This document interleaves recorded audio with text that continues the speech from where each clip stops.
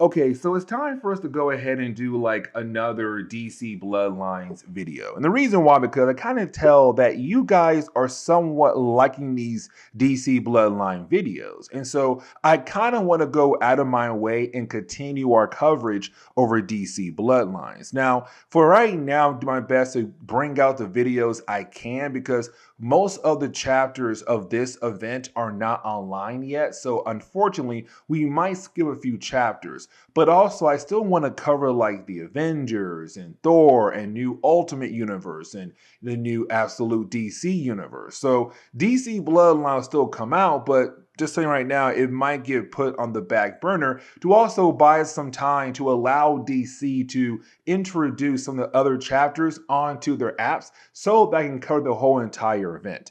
But anyways, when it came to DC Bloodlines, as we all know, this event was technically created as a way to bring in a brand new wave of characters.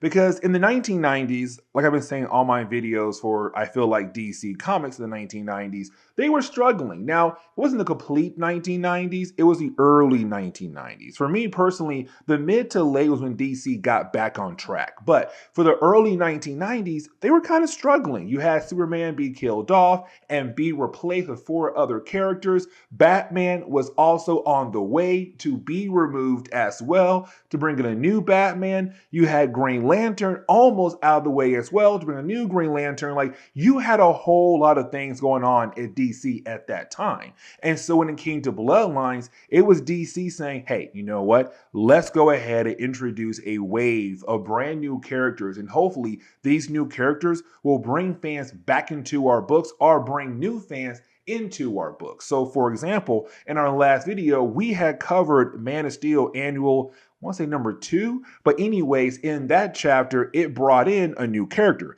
and that guy would be Edge. Now, today we're going to sit down and cover Shadow of the Bat annual number 1. And this chapter will focus on Batman, it's Bruce Wayne, Batman at the time, but also bring in a new character known as Joe Public. Now, as we dive into the opening pages of the storyline, I do want to remind you guys the main bad guys of this entire event are the Bloodline parasites. Now, the Bloodline parasites are a very interesting group of characters who just came out of nowhere. By this point in the entire event, we don't know much about them. They appear out of nowhere in the middle of the universe. You had Lobo and Legion confront them. Then they got away and headed over to Earth, and now it crashed on Earth and began to go around the whole entire planet and eating people. Not really eating people, but really more draining their spinal fluid as a way to get their hunger satisfied. Now, here's the thing, because that is DC right there, trying to use the Bloodline parasites as a way to introduce a wave of brand new characters. You see what I mean later on in this chapter, just in case this is your first video for this event. But we do pick up with one of the Bloodline parasites, and that would be Gamir. Now, Gamir and the other Bloodline parasites, they all had the same ability, the idea of shape-shifting. Now, the forms they do take on are the forms of people they have killed off in the past. And so, in the opening pages of the storyline, we see Gamir with a young woman, at a bar, they're having a good old time, and she believes that she might find somebody to have some fun with for the night. Of course, with Gamir, he does lead her over into a dark alley, and that is when he kills her by draining out her spinal fluid. That's how the Bloodline parasites eat. That method right there will become very important for Joe Public in the later parts of this chapter, or video, sorry. But now it's time to begin the process of bringing in all the different characters who will become somewhat important, not somewhat, really important for this one particular story. Starting off with the star of the book, better known as Batman.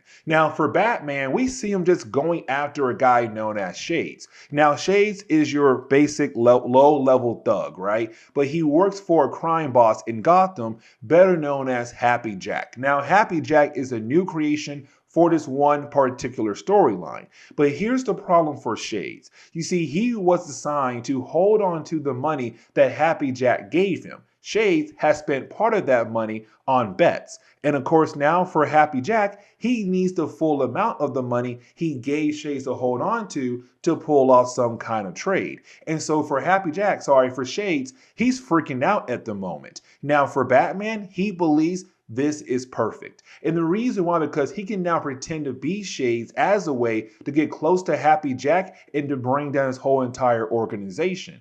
And so he tells Shades, tell me everything I need to know so that I am able to get inside Happy Jack's base and hopefully to officially bring him down. Now we do shift over to Gamir, and we see Gamir just carrying the dead body of the woman he killed off at the very beginning of this storyline. And we do learn here that on Blackgate Island, in a certain prison cell, he's keeping people locked up inside that cell. Now, some of the folks in there, they have been killed off. Some have actually survived. And they're kind of wondering, why in the world is Gamir keeping only some of them alive and the other ones have been killed off? What is his end game? But either way, for Gamir, he does not tell them anything at all. He drops off the dead body and he then closes the cell door and flies away to go after more people in Gotham City. But now we have to shift back over to the Happy Jack storyline. Now, for Happy Jack being one of the main bad guys of this book, we already know that Batman is trying to bring down this crime boss. But there's somebody else who's also trying to bring down his crime boss, and that would be Joe Public. Now, Joe Public is one of those characters as part of the whole Bloodline event. The idea of DC bringing in a wave of new characters, hoping that these new characters will then be able to, bring some life into their comics. Now, for right now, we don't know much about Joe Public, but I also want to say that for Joe Public, he has no powers here at the moment, but he will at the very end of this event. It's the whole idea of the Bloodline storyline. But anyways, for Joe Public, he wants to bring down Happy Jack. He wants to get revenge for somebody that was technically close to him. And so we see Happy Jack and also Batman at the same time trying to sneak their way into the actual base that belongs to Happy Jack.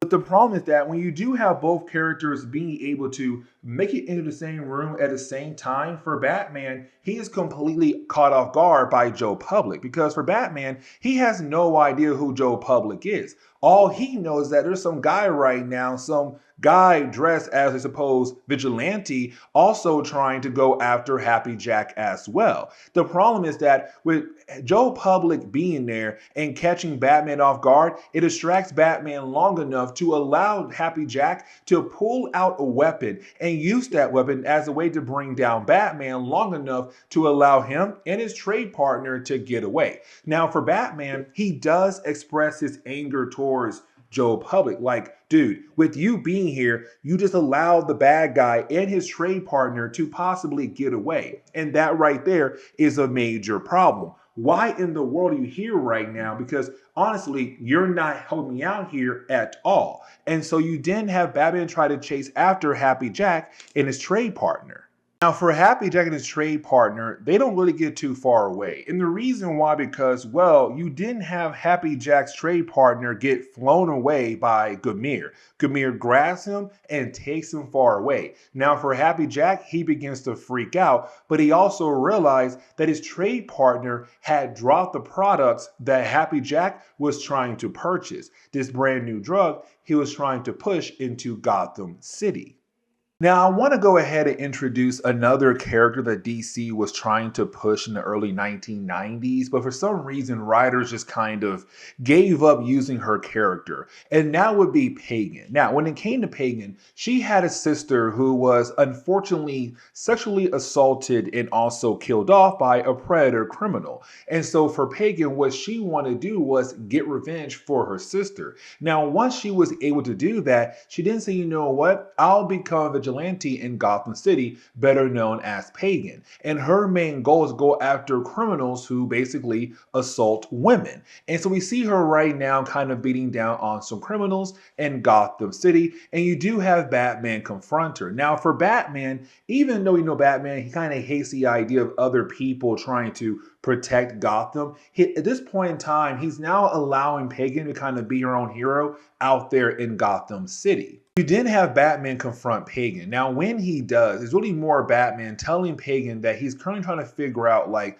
who is this serial killer out there in Gotham City. Now, he's still trying to hunt down Happy Jack, but to also hunt down a serial killer as well, and that would be Gamir. And so you do have Batman and also Pagan agree to work together. Now, for our two heroes, they have no idea that sooner or later, they're going to confront a parasite, a bloodline parasite. And really, when we do jump back over to Gamir, we see him head over to Blackgate Island, the prison, and we see him go over to the cell where he's currently holding all these different people, some dead, some alive. Now, the ones who are alive, they agree to work together to hopefully jump Gamir, and hoping that if they're able to overpower him, they might get free. The problem is that Gamir is so powerful, he beats them very easily. And matter of fact, he kills off one of them to kind of show the rest like how powerful he truly is. But getting back over to Batman and also Pagan, they find the dead body of Sal. Now, Sal was a trade partner to Happy Jack. Now, for Batman, he begins to look at all the different clues at the crime scene, and it kind of shows him that most likely that Sal was dropped from the air, from great heights, which also means the person who had killed off Sal had to be able to fly away after dropping him. And of course, we already know who it is. It's Gamir. But again, for Batman and also for Pagan, they have no idea yet. Now, as we do switch over to Happy Jack, we see Happy Jack at the moment right now picking up the briefcase that was dropped by Sal when Sal got grabbed by Gamir. Now, when it comes to Happy Jack, he's also confronted by, well, Joe Public. Now, when it comes to Joe Public, this is where we learn the actual background of his character. You see, for Joe Public, he is just a PE teacher. The problem was that a bunch of his students began to use drugs that were being sold by Happy Jack. One of his students died from the drugs that were again sold by Happy Jack. And so for Joe Public, his main goal is to get revenge for that one kid in his class. Now, the problem is that you have Happy Jack once again being able to overpower Joe Public, sorry. But when you have Joe turn around, he realized that Gamir had grabbed Happy Jack and began to fly away. Now, for Batman and Pagan, they do see Gamir flying away. And so you do have Batman say, hey, Pagan, I need you to stay behind, call the cops, and tell the cops to meet me at Blackgate Island while I go after the creature. And so you do see Batman try to chase down the creature. Now, for Pagan, she'll call the cops, yeah, but she also wants to be involved with this case. So she finds her own way over to Blackgate Island to hopefully help out Batman to fight against Gamir. Now, the third and final chapter is technically used really more of us to see Batman and Pagan work together, but to also see the powers of Joe Public here in a moment to use those powers as a way to fight against, well, the bloodline parasite here. But anyways, for Batman, when he does arrive to the island, Batman technically struggles here because Batman is just a regular human who's not really prepared to fight against a bloodline parasite like right now. And so for Batman, he begins to lose the battle. Now, luckily for Batman, you also have Pagan arrive. Now, when she does arrive, she does try her best to help out. But you did have our two heroes realize two things. One, Happy Jack is dead. And two, that Joe Public is still alive. And so you have Batman and Pagan grab him and how to go inside Blackgate Island prison as a way to kind of get away from Gamir, who's right now just trying to claw his way towards them and hopefully kill them off. And really, you have chapter 3 kind of end on a quick note here. And let me explain what happens. Because once you do have Batman, Pagan, and also Joe Public get inside the actual prison, they find Gamir's prisoners. Now, you also have Batman learn that Gamir has the ability to shapeshift and see his supposed human form. You do have Batman try to fight against Gamir, and you have Batman basically lose the battle. You have Pagan try as well, and she also lose the battle. Now, when it comes to Joe Public, he does wake up. Now, this is where we learn like what kind of power Joe Public has. It's the idea that he's now able to absorb the energy of other people around him and add their energy to his to basically make him stronger, like super strength. strength. And so for Joe Public, at first, he's able to beat down on the bloodline parasite. But then once that energy he had absorbed begins to go back to the people he took it from, like Batman, the prisoners, and also Pagan, he's no longer as strong as he was when he began to beat down on the bloodline parasite. Now, the battle does technically end with the bloodline parasite running away, but it's also the idea now we might have a new hero in Gotham City, and that would be Joe Public. Now, I'll tell you the truth. Out of the whole idea of DC Bloodlines, we see Joe Public like 2 more times and talk about 1 more time, and that's really it. And we never see him again in DC Comics. But with that being said, guys, this is where we are going to end today's comic book video. So please leave me a like down below and subscribe. But guys, see y'all next time. Later.